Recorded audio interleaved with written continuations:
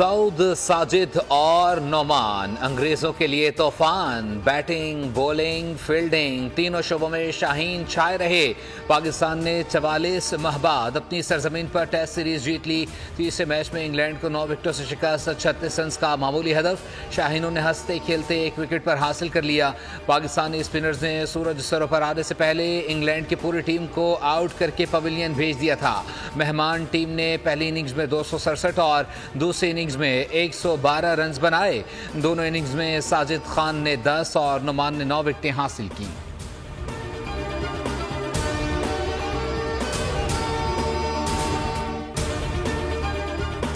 जो बाबर न कर पाए सऊद शकील ने कर दिखाया। मिडिल ऑर्डर बैटर की जिम्मेदाराना बैटिंग ने जीत की बुनियाद डाली। मुश्किल वक्त में टीम को सहारा। बॉलर्स को इतना मारा कि इंग्लैंड उठ न सका दोबारा। आखिरी टेस्ट का पांसा पलटने पर सऊद शकील को मैच का बेहतरीन खिलाड़ी करार दिया गया। उन्होंने पहली इनिंग्स में 5वीं पोजीशन पर आकर 134 रन बनाए थे। कहा, जीत टीम स्पिरिट की मरहून मिन्नत मिली। Sajid Khan man of the series करार। उन्होंने दोनों मैचेस में मजमूई तौर पर 19 विकेटें हासिल की।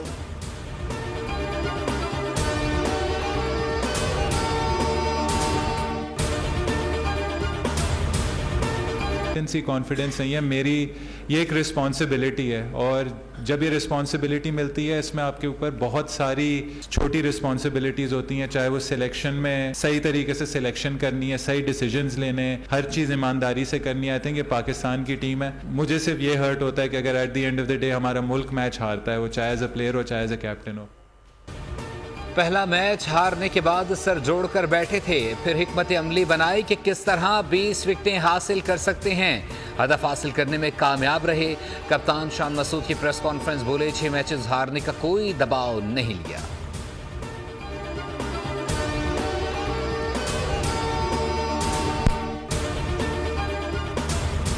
पाकिस्तान के शानदार कमबैक का इंग्लिश कप्तान ने भी एतराफ किया। मैच के बाद गुफ्तगू में कहा कि स्पिन बॉलिंग के आगे हम लाजवाब हो गए। बेन स्टोक्स कहते हैं कि गलतियों से सीखने को मिला, मुस्तकबिल में बेहतर कारकर्दगी दिखाएंगे।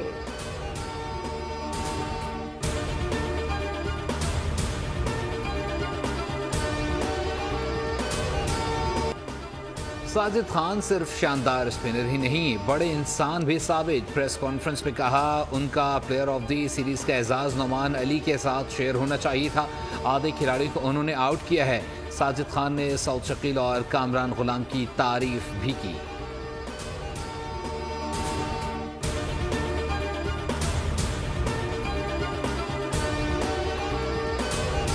My duties and perform my functions honestly to the best of my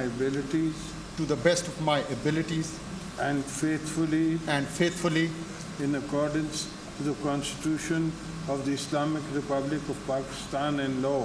In accordance with the Constitution of Islamic Republic of Pakistan and the law.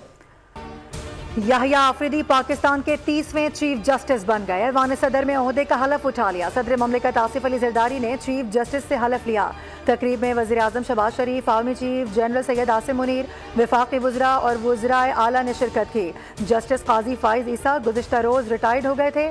नए चीफ जस्टिस ने सुप्रीम कोर्ट में चार्ज संभाल लिया।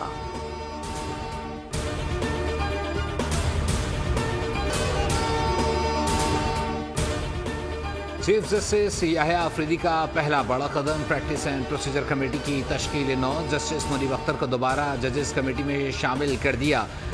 नया नोटिफिकेशन भी जारी कर दिया गया। सीनियर तरीन जज जस्टिस मंसूर अली शाह और जस्टिस मुनीब अख्तर अब कमेटी के मेंबर होंगे। कमेटी में 20 सितंबर के ऑर्डिनेंस के बाद तब्दीली कर दी गई थी। साबिक चीफ जस्टिस काजी फायज ने जस्टिस मुनीब अख्तर को हटाकर जस्टिस तमीम को शामिल किया था।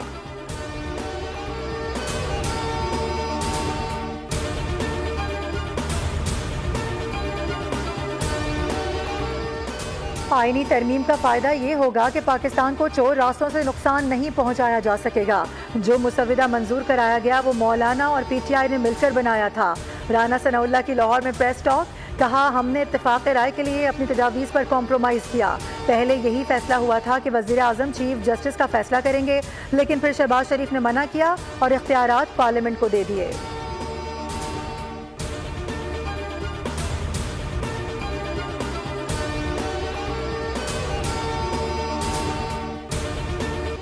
इसराइल का अमरीकी मुशावरत से ईरान पर हमला, तेहरान और करीबी शहर करज में मुतअद्दिद धमाके हुए।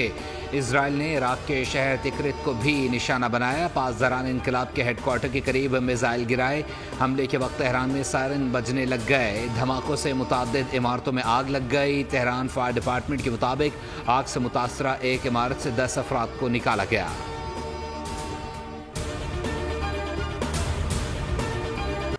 इसराइल ने ईरान पर तयशुदा अहदाफ को निशाना बनाया है। हमले के लिए पूरी इसराइली दफाई सलाहियत का इस्तेमाल किया गया। तर्जुमान इसराइली फौज का बयान, कहा ईरान में फौजी ठिकानों को निशाना बनाया गया है। इसराइल ने ईरान पर हमलों से पहले अमेरिका को पेशगी इतला दी थी। बाइडेन इंतजामिया ने दामन झाड़ते हुए कहा, अमेरिका ईरान पर हमलों में मुलव्विस नहीं।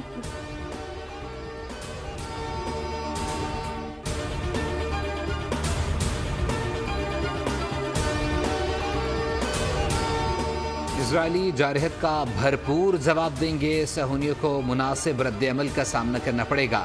ईरान का हमलों पर रद्द-ए-अमल, कहा इजराइल के हमलों के बाद अपनी सरजमीन का दिफा करने वाले 2 फौजी एहलकार जाँ बहक हो गए।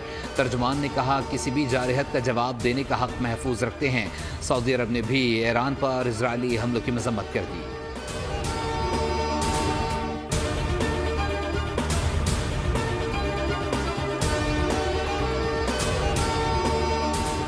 पाकिस्तान ने ईरान पर इसराइली हमलों की मजम्मत कर दी। तर्जुमान दफ्तर खारजा ने कहा है कि इस्लामी जमहूरिया ईरान पर इसराइली हमले अक़वाम मुत्तहिदा के चार्टर ऑफ बैनुल अक़वामी क़वानीन की खुली खिलाफ वर्जी हैं।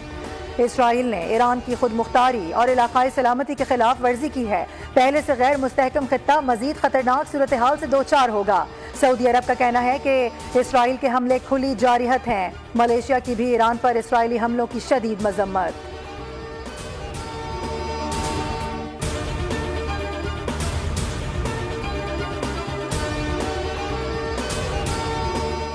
इसराइल की जारहत पूरे खित्ते के लिए ख़तरा है। ये जंग हौलनाक हो सकती है। पाकिस्तानी दिफाई माहिरीन ने खदशात जाहिर कर दिए। बोल से बातचीत करते हुए ब्रिगेडियर रिटायर्ड मसूद अहमद और ब्रिगेडियर रिटायर्ड राशिद वली ने कहा, अगर जौहरी तनसीबात पर हमला हुआ तो नताइज भयानक होंगे।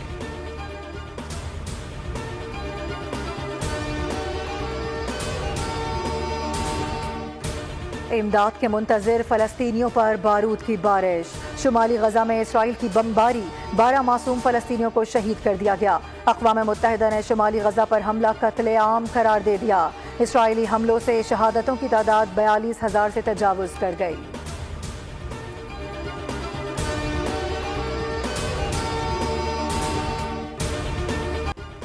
पाकिस्तानी मईशत के लिए अच्छा शगुन। एशियाई तरक्याती बैंक पाकिस्तान को $50 करोड़ कर्ज फराहम करेगा। रकम माहौलियाती और कुदरती आफात से तहफ़्फ़ुज़ के लिए इस्तेमाल की जाएगी। एशियाई तरक्याती बैंक का बोर्ड 29 अक्टूबर को नए कर्ज की मंजूरी पर गौर करेगा।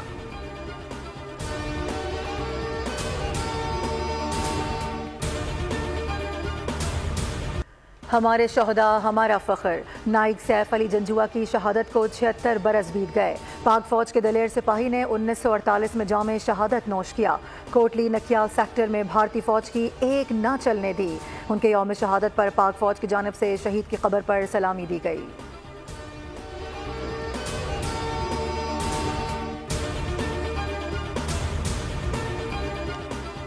अमरीका में सदारती इंतखाबात के लिए जारी वोटिंग के 5वें रोज़ भी टर्नआउट गैर मामूली रहा। अमरीका भर में 5 रोज़ के अंदर 3 करोड़ 38 लाख से ज़ायद अमरीकी शहरियों ने अपना हक़ रायदही इस्तेमाल किया। नए वोटर्स का गैर मामूली इंदराज भी टर्नआउट में इजाफे का सबब बना।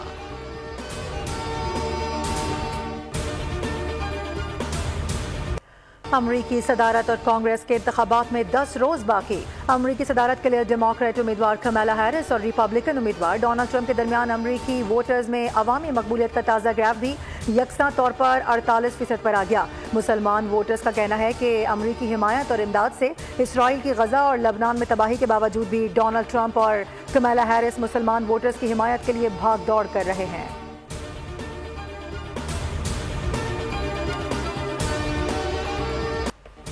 और सऊदी अरब के शहर जद्दा में म्यूज़िकल नाइट का एहतमाम किया गया, जिसमें नामवर गुलकार अबरारुल हक ने अपनी शानदार लाइव परफॉर्मेंस से शुरा को झूमने पर मजबूर कर दिया। अबरारुल हक का कहना था कि सऊदी अरब समेत दुनिया भर में मुकीम ओवरसीज़ पाकिस्तानी मुल्क का मज़बूत चेहरा और हमारा फ़ख्र हैं।